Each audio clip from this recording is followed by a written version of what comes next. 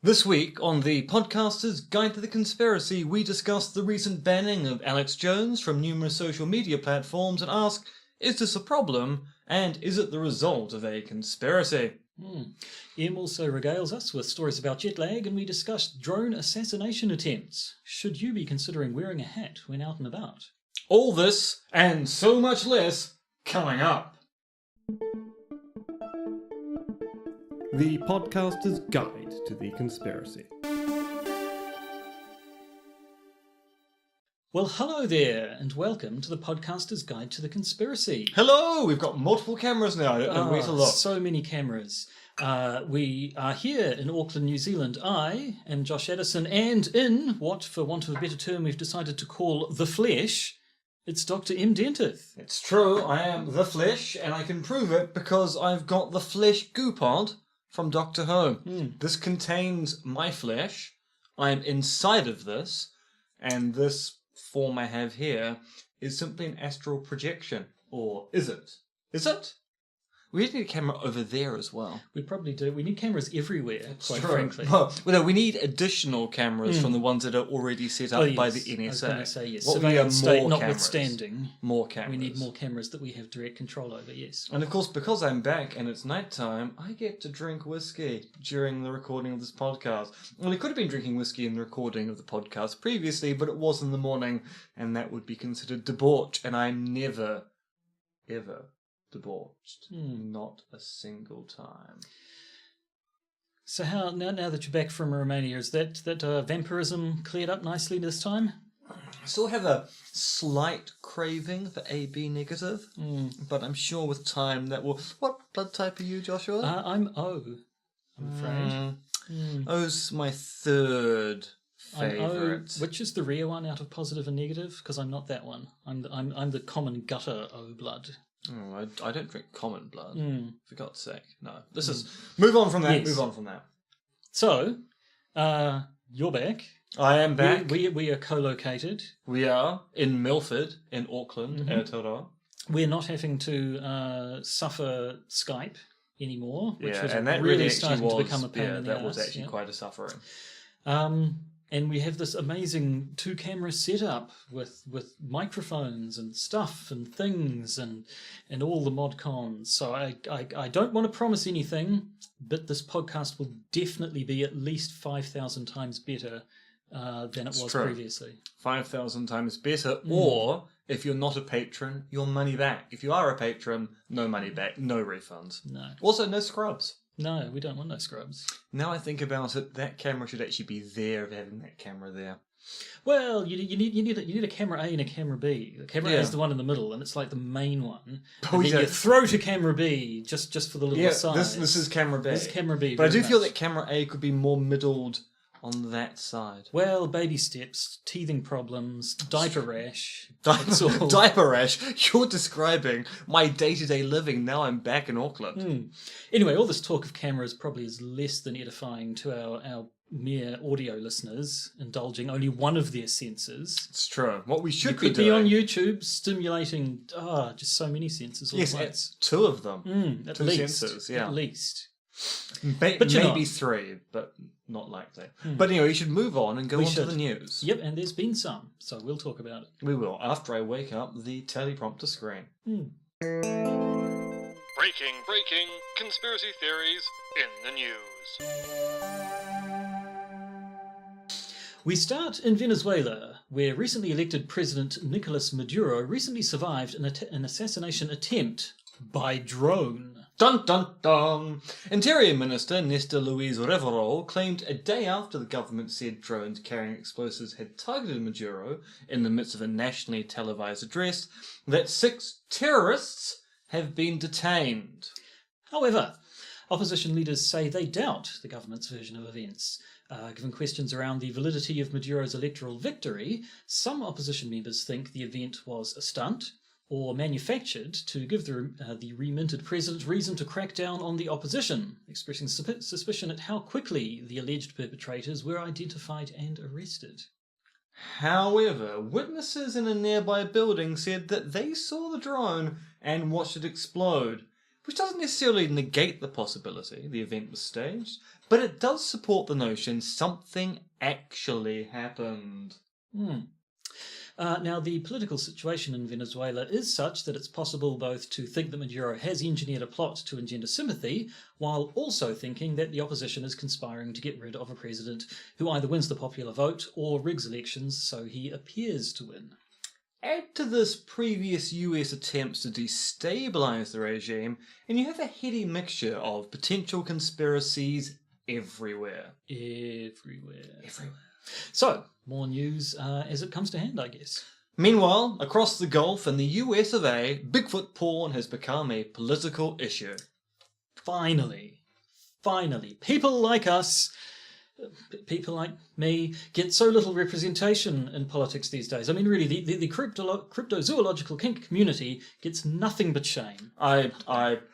I'm sure we'll come back to this in a later episode, but for the time being, in what really isn't conspiracy theory news but deserves mentioning anyway, we turn to the curious case of Denver Riggleman, who is running for Congress in Virginia and appears to be a fan of white supremacism and, well, Bigfoot erotica.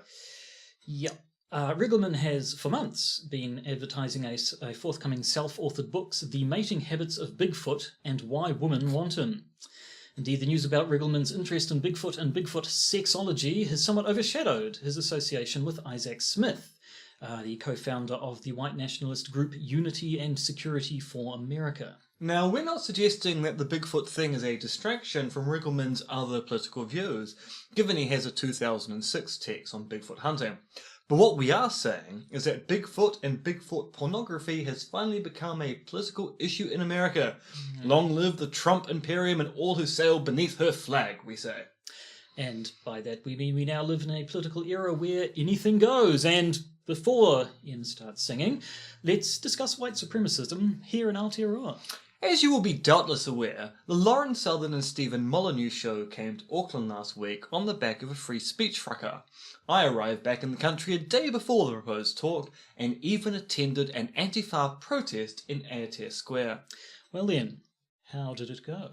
Well, 1,000 people turned up to peacefully protest Southern and Molyneux's talk, and we were met by a counter-protest of about a dozen people who yelled free speech at us and performed a few Hitler salutes. But for them it was all in vain, as Southern and Molyneux's last-minute venue ditched them the day they were meant to give their talk for what looks to be entirely economic reasons. The Power Station, a popular music event location, found that local musical acts were threatening to withdraw their custom should Southern and Molyneux's racist show go ahead. How did Southern and Molyneux take it? Not well. Molyneux got very snarky on Twitter about the event's cancellation, and the event's promoter told the country to enjoy Sharia law.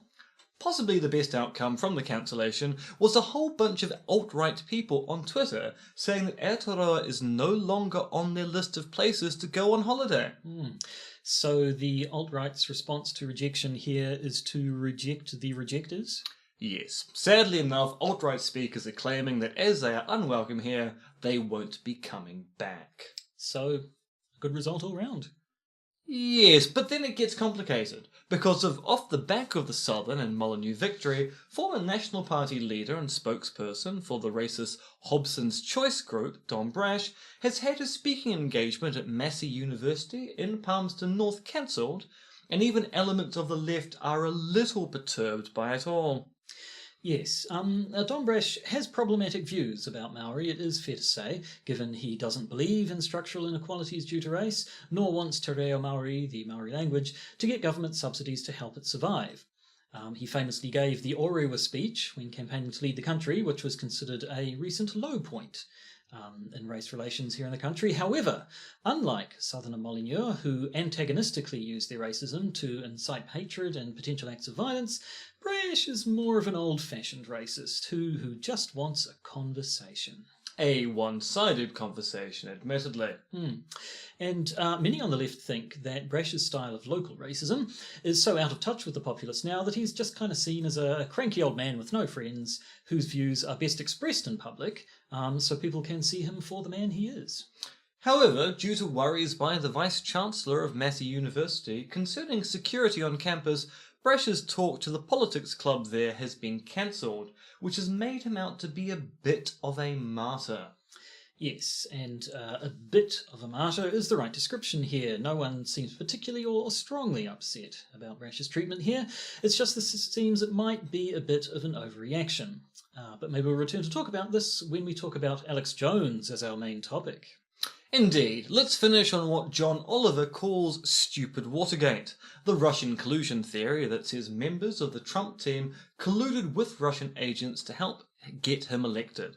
This last week saw a dramatic turn in the story, with President Trump admitting that the meeting at Trump Tower in June of 2016 was not about adoptions at all, but rather an attempt by his son to get dirt on a political rival. Yes, Trump tweeted the following: "A fake news reporting, a complete fabrication that I am concerned about the meeting my wonderful son Donald had in Trump Tower. This was a meeting to get information on an opponent, totally legal and done all the time in politics, and it went nowhere. I did not know about it." This is newsworthy because previously the Trump team has denied this was the case and said that the claims that it was a muckraking exercise were just fake news. But now the president has said it was what people thought it was, but A, it was perfectly legal, and B, if it wasn't, his son-in-law only accidentally broke the law. Accidentally.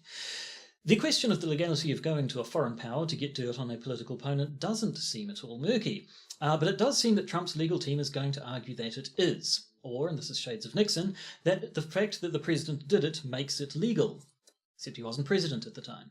As people have been remarking, however, the Trump presidency is weird precisely because things which normally would be big scandals for other politicos seem to be water off the duck's back for the Donald.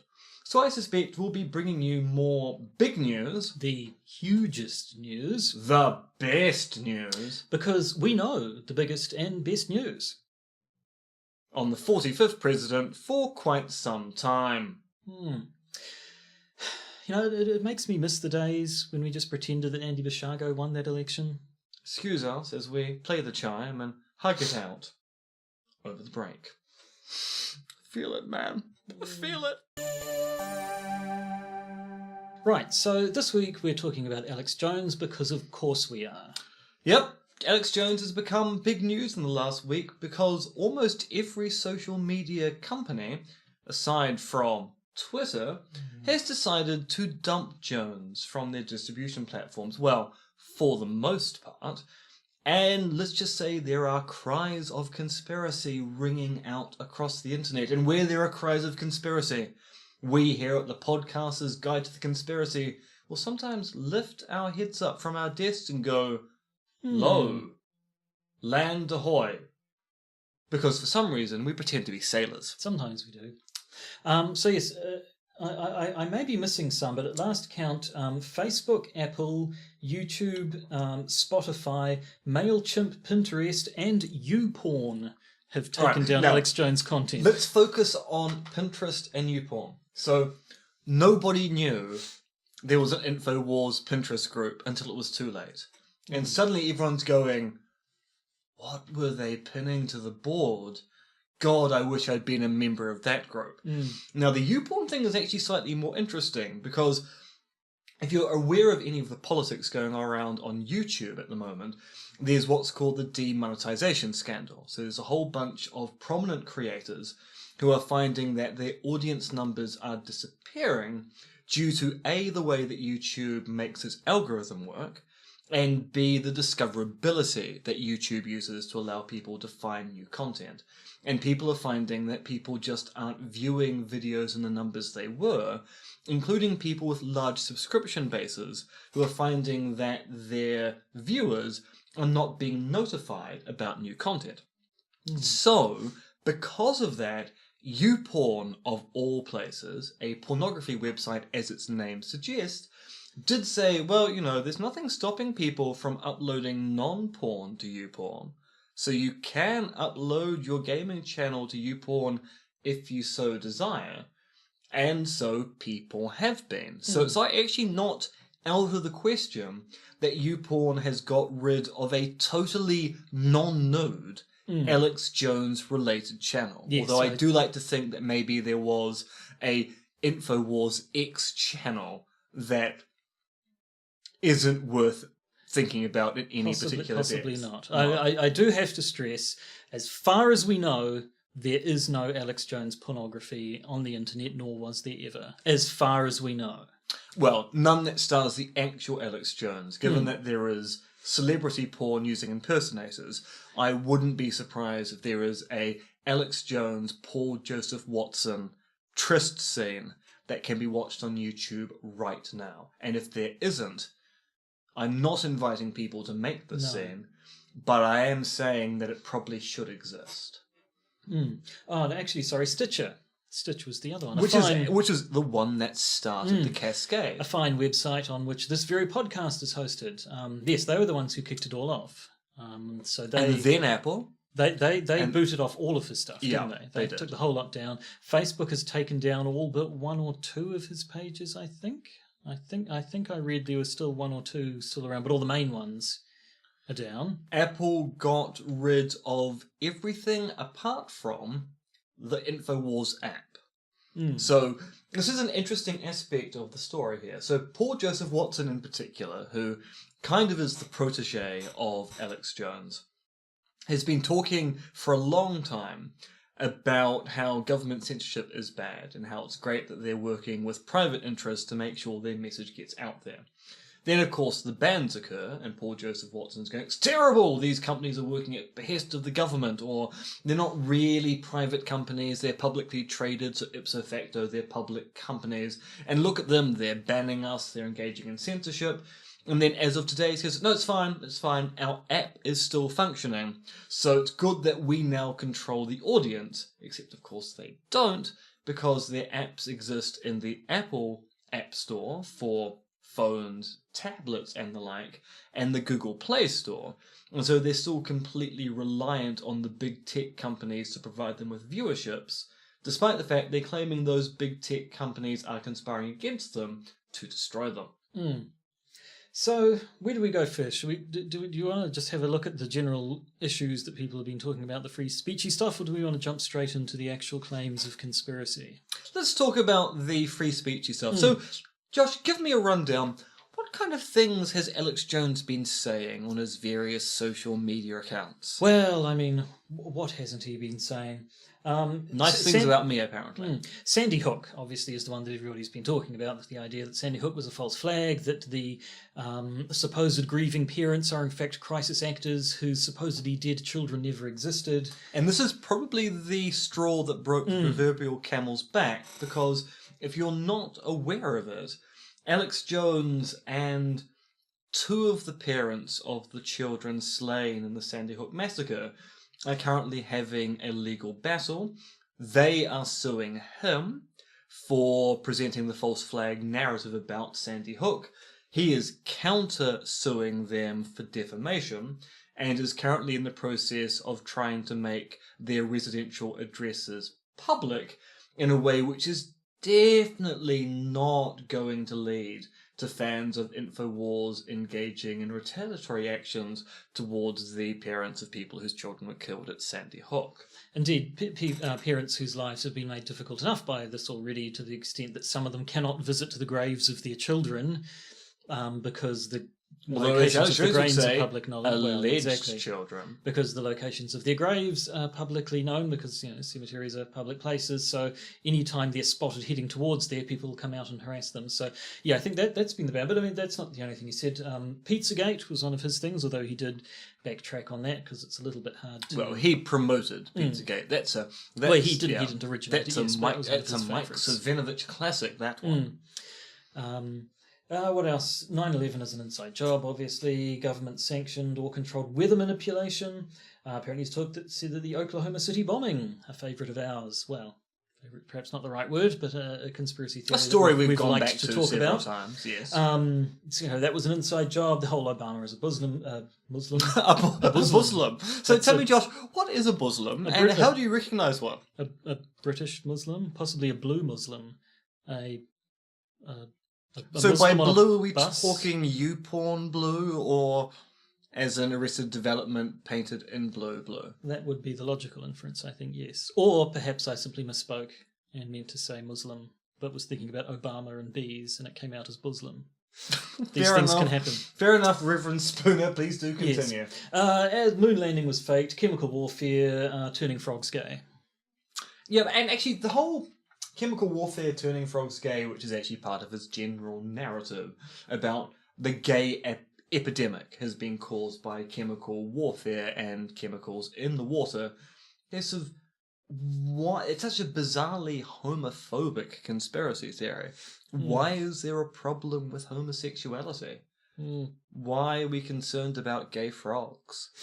Well, because then they'll all be bursting out of boxes and singing show tunes when that construction worker who found them in the keystone of that building, and then he'll try to show people that the frog can sing, but it won't sing when other people are around. It only sings when the guy's here, and will drive him completely mad. I just described the plot of an old Warner Brothers cartoon. See, you also could have gone with the first Muppet movie. Yes, I suppose I could have. Why are there so many songs about rainbows? Rainbows, homosexuality. That was a much you better heard reference. it here first. Yes, precisely. But so That's why I've got the PhD. So it's this sort of thing that has basically been the justification for getting him banned. The various companies that have booted him out have said, he's violated our terms and conditions in terms of either offensive content or harassment, bullying, that sort of stuff. And in particular, I think it's been the victimization that has happened to the Sandy Hook parents has really been the thing. Notably, though, Twitter has not booted him off and is standing their ground. Yes, and of course this is slightly awkward because Twitter is claiming it simply wants to facilitate a conversation, but as we've seen in the last day or so, people have been reacting to Jack Dorsey, or @Jack on Twitter, by going, it's strange. Neo-Nazis are allowed to go on Twitter and incite hatred and claim that people should be raped and killed, and they don't violate the terms and conditions of Twitter. But if I go around making fun of Nazis or making jokes at the expense of Nazis, suddenly the ban hammer comes down hard on me. And so people are pointing out that Jack Dorsey is saying, we're just supporting a conversation. We don't think that Jones has violated the terms and conditions. And people are going, he has. You've just never done anything about it. And not just that. Twitter is so inconsistent with the way it handles this material. It actually looks somewhat suspiciously like Twitter's a bit of a fan of Nazism. Yes, there was one particular thread that everyone seems to be having a go at, where he basically said, yes, we want to facilitate the conversation. People are putting forward views, and then sort of said it's up to the journalists to investigate these things and get to the truth of the matter, to which people have replied, well, journalists have been saying Sandy Hook happened a hell of a lot.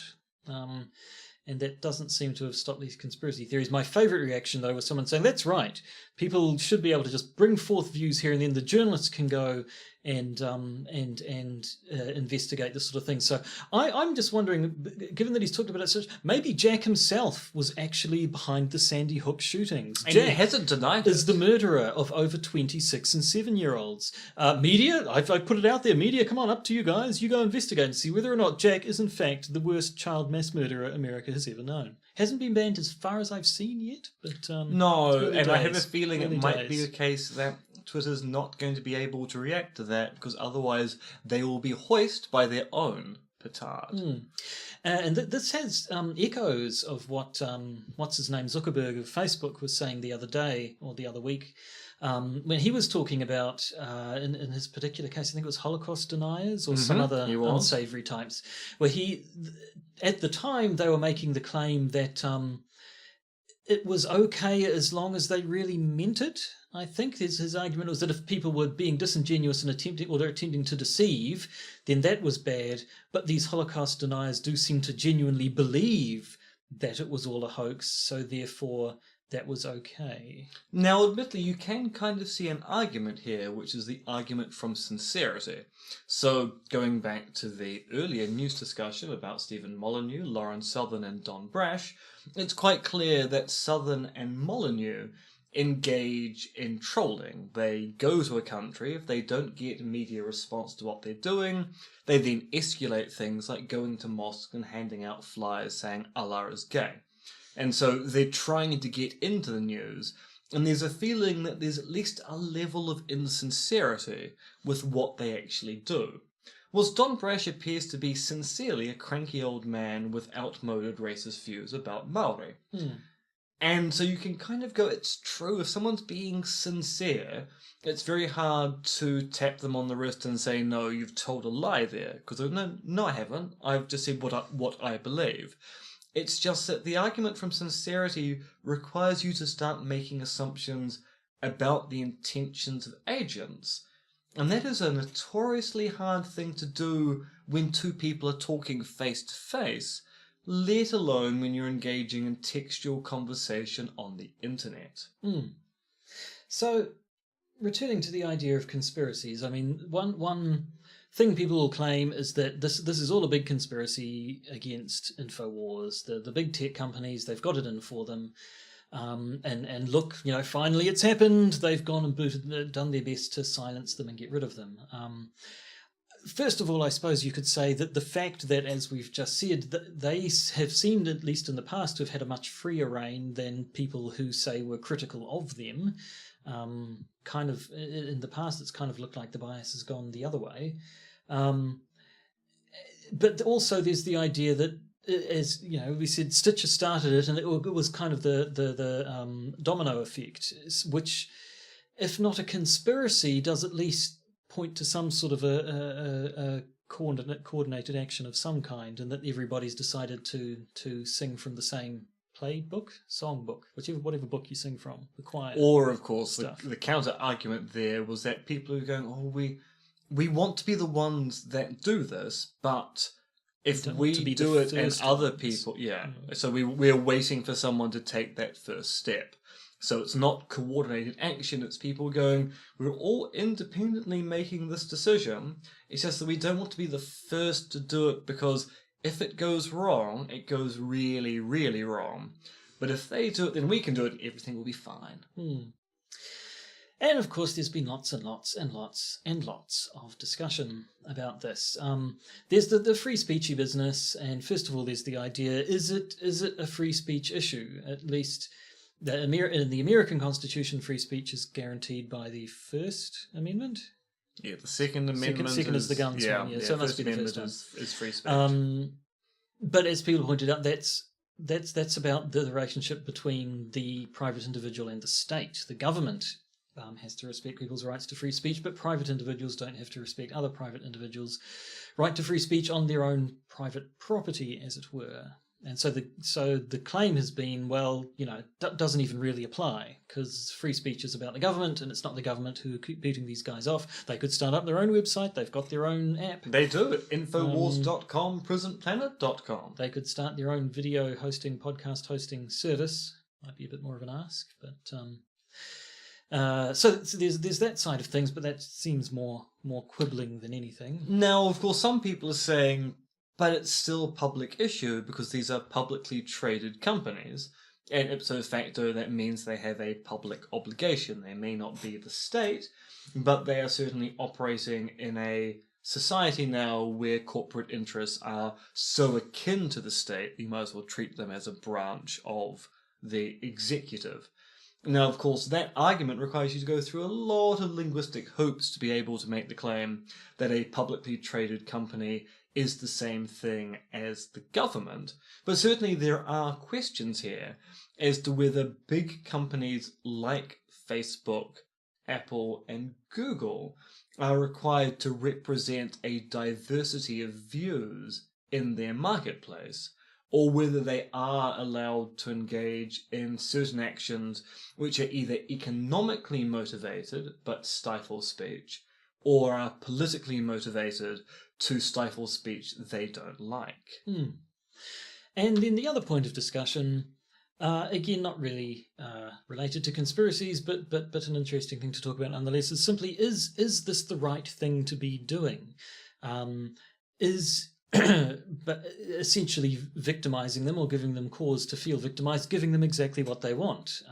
Is it doing more harm than good? People have claimed that certainly the treatment that Southern and Molyneux got here basically gave them exactly what they wanted. They got to say, look, given that a large amount of their shtick is these tired old racist slogans that we're saying are actually what they don't want you to hear. This is stuff that we're saying the things that they don't want you to say, and then we actually made it so they couldn't say them, at least in the venue that they had planned and in the manner that they had planned. Now, admittedly, as a response to that, Molyneux and Southern were going to get a reaction no matter what they said, because, as mentioned previously, they go out of their way to get that reaction. If they go to a country and the media ignores them, they go to a mosque, they hand out flyers saying Allah is gay, hope that there's going to be a violent reaction by someone taking offence, which then allows them to paint themselves as the victim. That then becomes newsworthy. So the argument that we can simply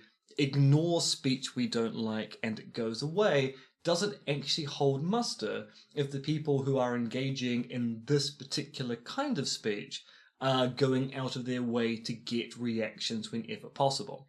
And this is the argument from the reasonableness of debate, which is the free speech motto is very good when both sides are acting in a reciprocal fashion to one another. But if one side is engaging in speech for the purpose of rhetoric and not for the purpose of actually engaging in a conversation, then giving people the free speech adage doesn't necessarily produce the kind of responses we want in a liberal society, or at least so that argument goes.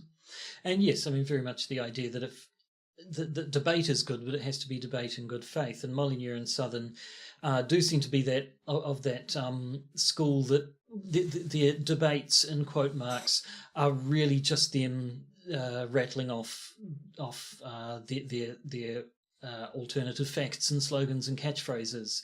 It's the sort of rhetorical technique. I first saw it at least 10, 15 years ago in discussions about arguments between scientists and creationists, where there was one creationist in particular, I can't remember which one it was, who pioneered the technique of when he was when he was sort of invited to debate a scientist, he would spend his time just machine gun rattling off dozens and dozens of creationist facts. Now, they were all nonsense and all easily disprovable, but not in the amount of time that they were given. This is called the Gish Gallop. That was him, yes. There we go, thank you.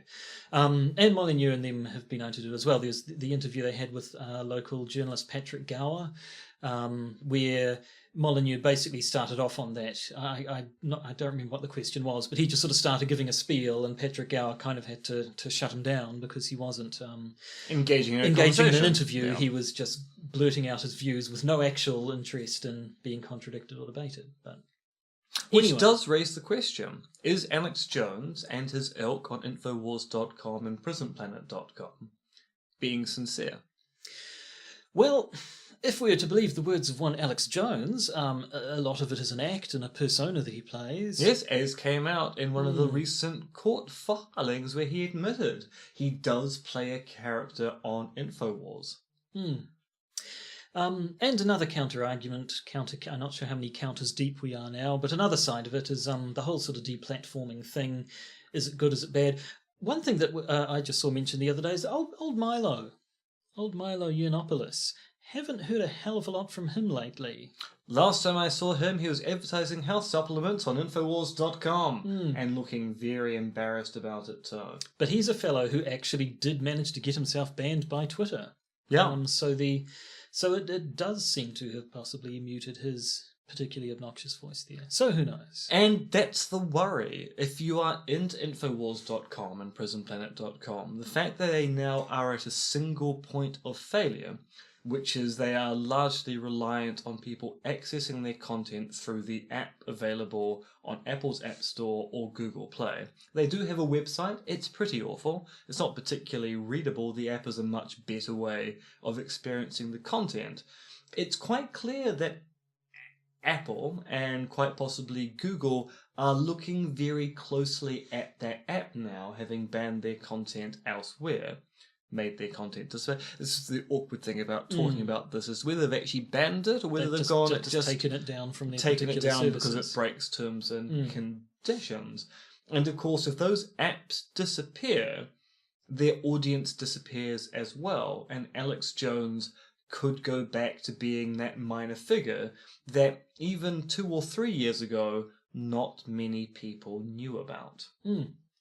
Well, I think we're about out of time, but there is one extra note here that I would like you to expand upon.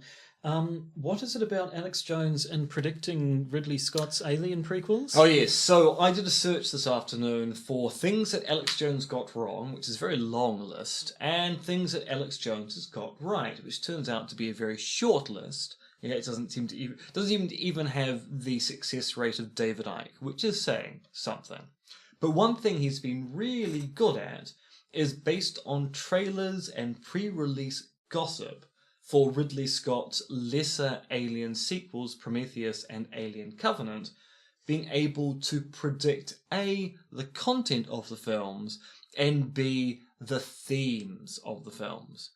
So I would recommend go look up Alex Jones, Alien films. There's a wonderful piece, I think, that was written at Vice.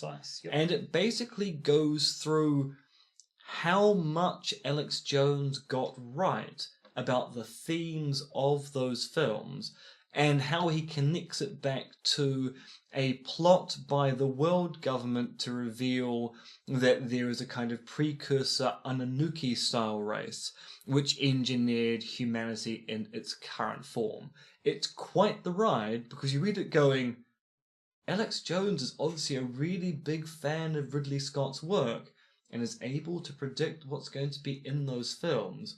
In another world, he actually might have had a fairly good career as a film critic. I give this film 10 stars out of 4! Yes. The other article I saw, which claimed to be the best conspiracy theory about Alex Jones, this was a good old cracked.com one. They still exist, barely. It was the particular conspiracy theory about Alex Jones kind of stretches the definition of conspiracy theory, which was that Alex Jones is, without having made much of a big deal about it, quite a big fan of acid house music. This was going by the fact that at several times in some of his videos he's shown to have had quite a sophisticated music studio production setup. In wherever he records things, there have been sort of shots where he's panned across the sort of mixing board that you don't get if you're just an enthusiastic amateur, and also large amounts of keyboards that he's been shown to own, and the fact that he's commented on YouTube videos of people making acid house music have led people to say that that's his secret shame. A thing that he just hasn't happened to have talked about because it hasn't got anything to do with conspiracies and gay frogs. See, I really thought you were going in a different direction there. I thought you were going to bring up the Bill Hicks Alex Jones connection. No, but you've gone down a rabbit hole that I didn't even know existed. Isn't even really a rabbit hole. He has a certain taste in music that he hasn't been 100% explicit about. But now you know. Now you know. Now we all know. Well, I have to say my world has changed. I will never be able to go back to the old world now. No.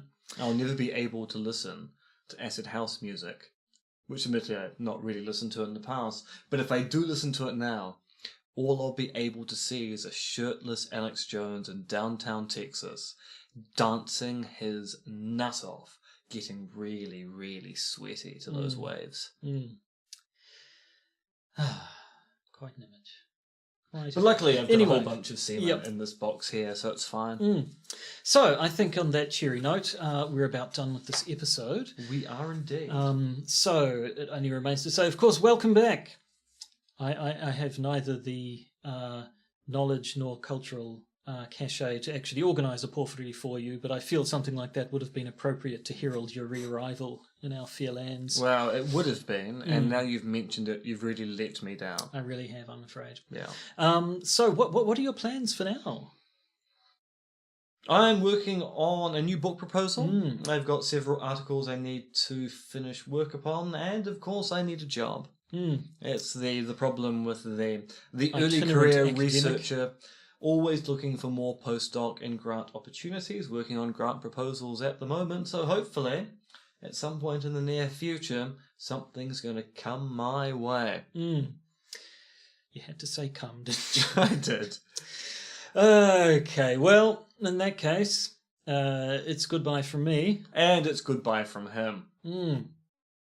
Podcast's Guide to the Conspiracy. Ka-chow. We're on Patreon.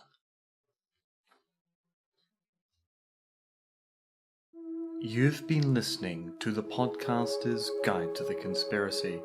It is written, researched, and performed by Josh Addison, aka Monkey Fluids, and MRX Dentith, aka Conspiracism on Twitter.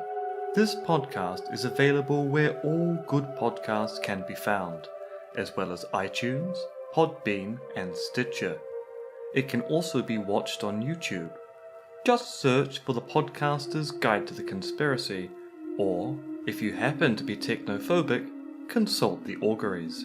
You can support the Podcaster's Guide to the Conspiracy via our Patreon page, as listed in the podcast description, or just by searching for us on Patreon. You can also support us via the Podbean patronage system, if that is more your style. You do you. If you want to get in contact with us, why not email us at podcastconspiracy@gmail.com or find us on Facebook. And remember, Soylent Green is Meeples.